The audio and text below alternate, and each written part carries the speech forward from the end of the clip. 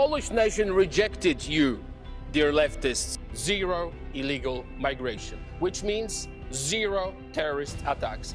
Poland is the only country in Europe without terror attack. दोस्तों स्वागत है आपका इनसाइट नॉलेज की एक और नई वीडियो में। जब से बांग्लादेश के अंदर हिंदुओं के ऊपर लगातार हमलों की खबर सामने आई, उसके बाद अब सोशल मीडिया पर पोलैंड की चर्चा शुरू हो गई। दरअसल पोलैंड के मेंबर ऑफ पार्लियामेंट डोमिनिक तार्जिस्की का एक पुराना बयान सोशल मीडिया पर वायरल हो रहा है, जिसमें उन्होंने कहा था कि पोलैंड में आज तक एक भी आतंकवादी हमला नहीं हुआ और इसके पीछे कारण यह है कि हमने किसी भी इस्लामिक आइडियोलॉजी को फॉलो करने वाले माइग्रेंट को अपने देश में आने की इजाजत नहीं दी। यही कारण है कि जहां पूरे यूरोप में चाहे फ्रांस, इटली, जर्मनी, इसके अलावा कनाडा, यूके, अमेरिका, सब जगह दंगे और आतंकवादी हमले देखने को मिलते हैं, तो पोलैंड में ऐसा कुछ भी देखने को नहीं मिलता। बांग्लादेश की हिंसा के बीच में उनका जो ये बयान वायरल हो रहा है, आप अपनी स्क्रीन पर देख सकते हैं। उसके बाद आगे बात करते हैं। Country in Europe without terror attack.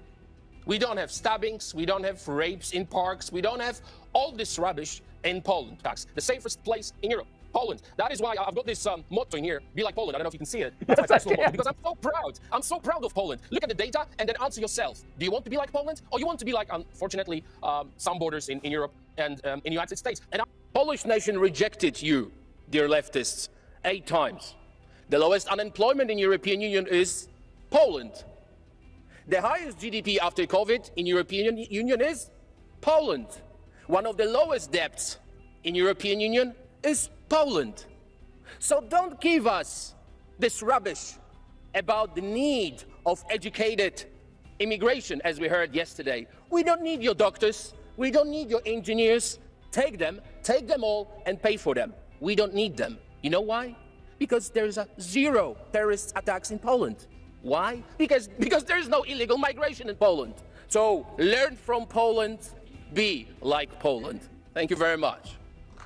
दरअसल जब एक रिपोर्टर ने डोमिनिक से पूछा कि आप इतने ज्यादा एंटी मुस्लिम क्यों हो, तो उन्होंने बड़ा ही इंटरेस्टिंग जवाब दिया। उन्होंने कहा कि कितने क्रिश्चियन बाइबल और जीसस के नाम पर आतंकवादी हमला करते हैं। अगर आप आंकड़े देखेंगे तो आप पाएंगे 0। इसके अलावा किसी अन्य धर्म के लोग भी ईश्वर के नाम पर इस तरह की घटना को अंजाम नहीं देते। इसीलिए हम अपने देश में इस तरह की आइडियोलॉजी को फॉलो करने वाले लोगों को एक्सेप्ट नहीं करने वाले। इसके अलावा उन्होंने बोला कि पोलैंड को आपके इंजीनियर, डॉक्टर नहीं चाहिए, आप इन्हें अपने पास रखो और उन्हें पे करो। डोमिनिक का ये बयान सोशल मीडिया पर पहले भी काफी ज्यादा वायरल हुआ था और बांग्लादेश हिंसा के बीच में फिर से काफी ज्यादा वायरल हो रहा है। देखा जाए तो ये बयान भारत के लिए भी एक वेकअप कॉल है, क्योंकि बांग्लादेश से काफी भारी मात्रा में रोहिंग्या मुसलमान वेस्ट बंगाल में रहते हैं और यही कारण है कि हमें उनकी पहचान करके अपने देश से उन्हें बाहर करना चाहिए, वरना देश में अस्थिरता फैलाने में इन लोगों का हाथ शामिल हो सकता है। बहरहाल पोलैंड के मेंबर ऑफ पार्लियामेंट डोमिनिक के इस बयान पर आपकी क्या राय है? क्या ये सही है या नहीं? इस पर अपनी राय कमेंट बॉक्स में लिखकर बताइएगा। अगली खबर भी बांग्लादेश से निकलकर सामने आ रही है। दरअसल बांग्लादेश की तरफ से एक बार फिर से ये आवाज उठने लगी है कि भारत को जल्द से जल्द हसीना को बांग्लादेश को सौंप देना चाहिए। हमने आपको 3 दिन पहले की वीडियो में भी बताया था कि भारत और बांग्लादेश के बीच में एक ट्रीटी साइन हुई है, जिसके तहत कोई भी अपराधी जो कि 1 साल से ज्यादा सजा का आरोपी है, वह अगर किसी कारण से भारत या फिर बांग्लादेश में चला जाता है तो इस समझौते के तहत जिस देश का वह मुजरिम है उसे सौंपना होगा। हालांकि समझौते के तहत पॉलिटिशियन वगैरह को राहत जरूर थी, लेकिन अब क्योंकि बांग्लादेश की पूर्व प्रधानमंत्री के ऊपर अपहरण और हत्या का मुकदमा भी लगा दिया गया है और ट्रीटी के तहत ऐसे लोगों को भारत अपने देश में नहीं रख सकता, तो इस वजह से अब दबाव काफी ज्यादा बढ़ रहा है शेख हसीना और भारत के ऊपर। बांग्लादेश की अपोजिशन पार्टी मांग कर रही है भारत सरकार से कि शेख हसीना को वापस देश में भेजा जाए और उनके ऊपर जो केस दायर है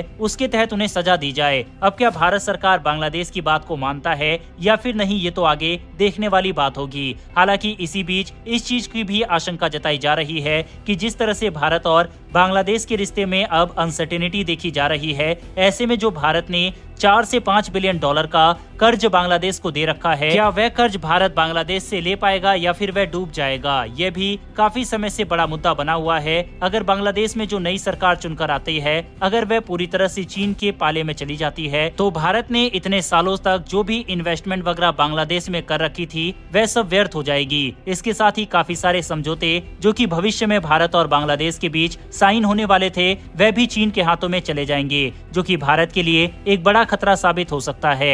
बहरहाल आपको क्या लगता है कि क्या बांग्लादेश और भारत के रिश्ते पहले जैसे मजबूत हो पाएंगे या फिर नहीं, इस पर अपनी राय कमेंट बॉक्स में लिखकर बताइएगा। बहरहाल बढ़ते हमारी अगली खबर की तरफ, और ये खबर जम्मू कश्मीर से निकलकर सामने आ रही है।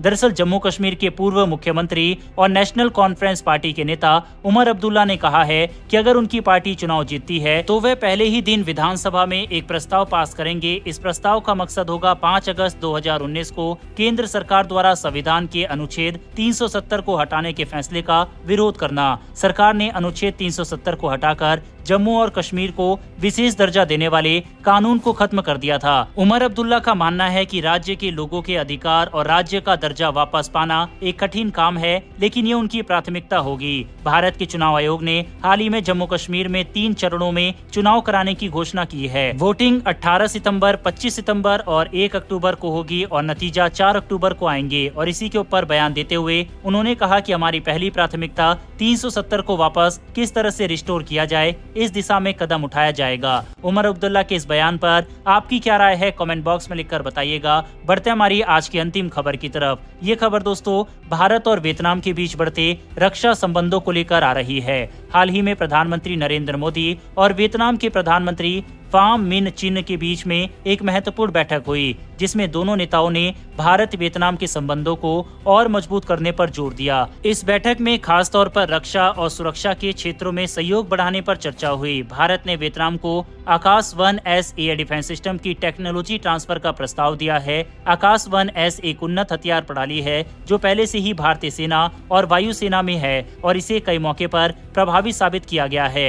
वियतनाम ने इस प्रणाली को हासिल करने में अपना इंटरेस्ट भी शो किया है। अगर ये सौदा होता है तो ये भारत की रक्षा निर्यात महत्वाकांक्षाओं के लिए एक महत्वपूर्ण कदम होगा।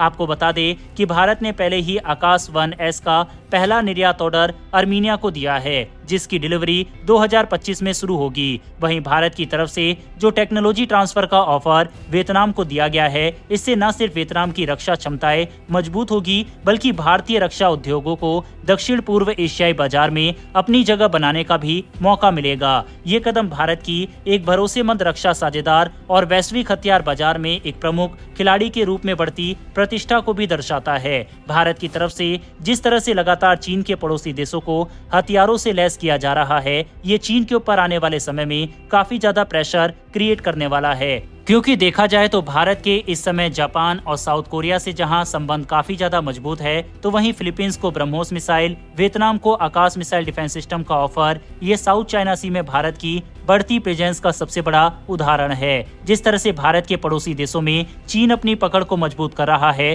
फिर चाहे वह नेपाल हो, बांग्लादेश हो या फिर श्रीलंका, मालदीव, भारत भी यही कर रहा है और चीन के पड़ोसी देशों के साथ न सिर्फ अपने संबंधों को मजबूत कर रहा है, बल्कि भारत हथियार वगैरह की भी सप्लाई कर रहा है, जिससे ये देश चीन का मुकाबला आसानी से कर सके। हालांकि भारत को 2 बोल्ड स्टेप अभी और लेने बाकी है, जिसमें एक ताइवान है और दूसरा तिब्बत। अगर इन 2 देशों को लेकर भारत कोई बड़ा स्टेप लेता है, जैसे कि इन दोनों क्षेत्रों को एक नया देश मान लेना या फिर अपने डिप्लोमेटिक संबंधों को स्थापित करना, तो ये चीन के लिए बड़ा झटका साबित हो सकता है। हालांकि इससे ये भी आशंका रहेगी कि भारत और चीन के संबंध बेहद ज्यादा खराब हो जाएंगे। ऐसे में क्या भारत को इतने बड़े स्टेप को लेना चाहिए या फिर नहीं, इस पर अपनी राय कमेंट बॉक्स में लिखकर बताइएगा। साथ ही क्या भारत को टेक्नोलॉजी ट्रांसफर के तहत आकाश सिस्टम को वियतनाम को सौंपना चाहिए या फिर नहीं, इस पर भी अपनी राय कमेंट बॉक्स में लिखकर बताइएगा। अगर आपने इस वीडियो को यहाँ तक देखा है तो वीडियो को लाइक करके हमारी आने वाली डेली ऐसी वीडियो के लिए चैनल को सब्सक्राइब कर बेल नोटिफिकेशन अवश्य दबा लें। फिर मिलेंगे ऐसी एक नई वीडियो के साथ। धन्यवाद।